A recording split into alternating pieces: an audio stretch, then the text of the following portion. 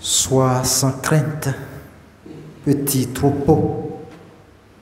Votre Père a trouvé bon de vous donner le royaume.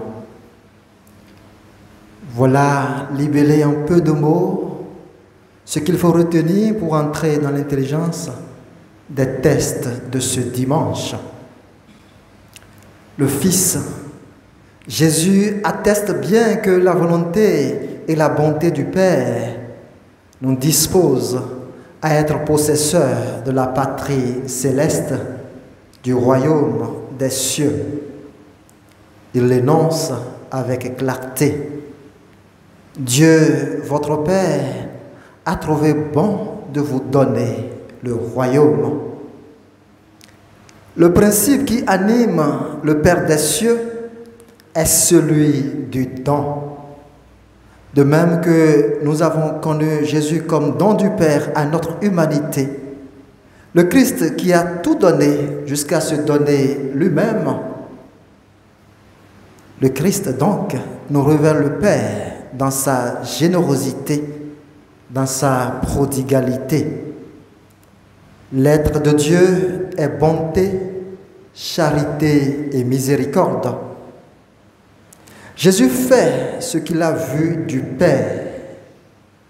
Le petit troupeau, le groupe des disciples ou des apôtres est appelé à l'imitation du Maître qui se dépouilla de tout pour tout posséder. Vendez ce que vous possédez et donnez-le en aumône. Pour le petit troupeau, c'est un appel au dépouillement, au dénuement et à l'oblation. Pour vous, fidèles du Christ, le Maître dit non à l'accumulation des biens périssables. Le dimanche dernier, Coëlette, le sage biblique, se moquèrent de l'âpreté au gain, de l'accaparement des ressources terrestres par l'homme qui n'apporte rien au-delà de la mort et qui doit tout abandonner à l'usure du temps et au gré de ses successeurs et des intempéries du monde. Pour vous, le grand troupeau du Christ en marche vers la patrie céleste, le Sauveur appelle non pas à la dépossession de vos biens terrestres, mais à la redistribution des biens reçus de Dieu.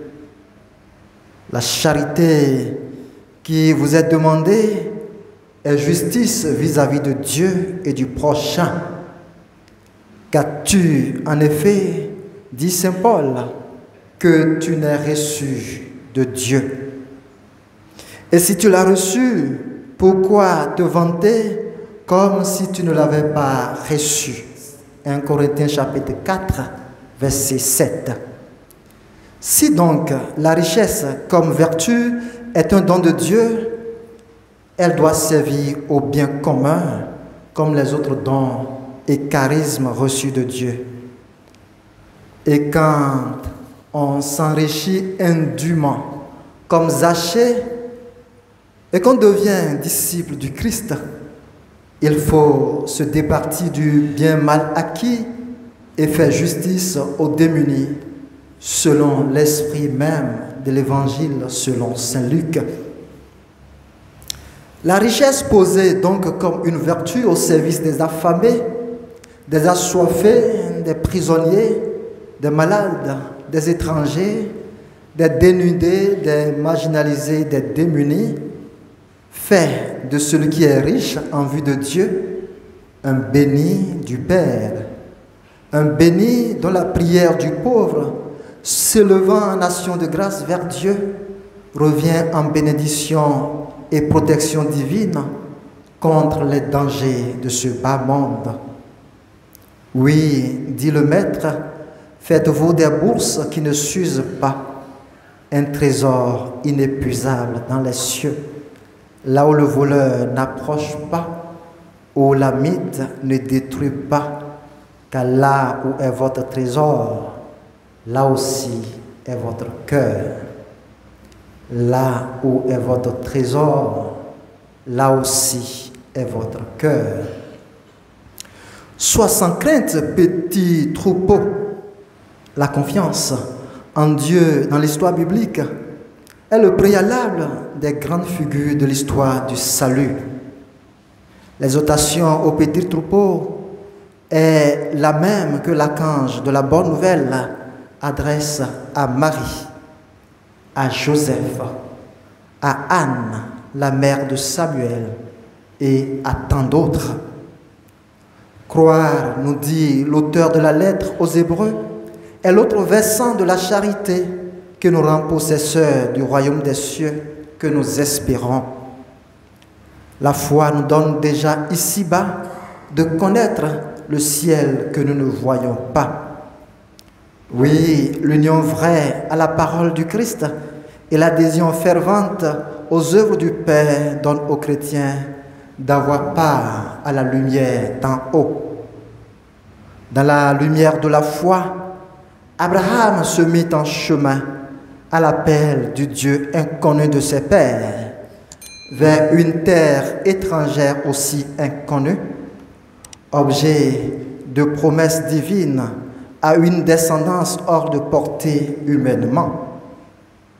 Détaché de son peuple, abandonnant son pays, ce vieil homme, sans hésiter, sans héritage biologique, déjà marqué par la mort, devint le père d'une descendance aussi nombreuse que les étoiles du ciel et que le sable au bord de la mer, une multitude innombrable. Jésus, salut du monde par le mystère de la rédemption sur la croix, fonde dans le mystère eucharistique, notamment dans l'oblation de son sang, le rachat de la multitude et l'accomplissement de la promesse faite à Abraham, nous rappelant ainsi que tout le mystère du salut est don, un don convertible en plénitude pour celui qui y adhère passionnément et en vérité. Il y a comme une dynamique sans cesse renouvelée du don de Dieu pour son peuple qui exige un accueil permanent et une posture d'éveil. Restez en tenue de service, votre ceinture tout d'airain et vos lampes allumées.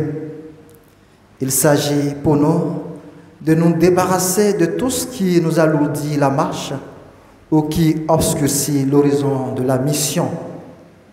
Plus que des héritiers, il nous a fait intendants des biens périssables ou célestes selon notre état de vie. Et c'est en tant que tel que nous devrons rendre compte.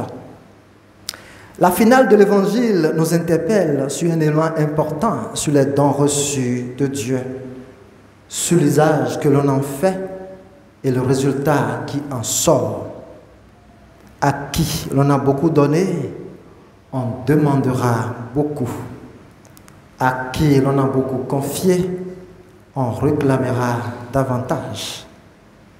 Tous, nous avons reçu de Dieu, les uns plus que les autres, et chacun selon son état. Tel en va du don de sa miséricorde. Aussi en sera-t-il de sa justice.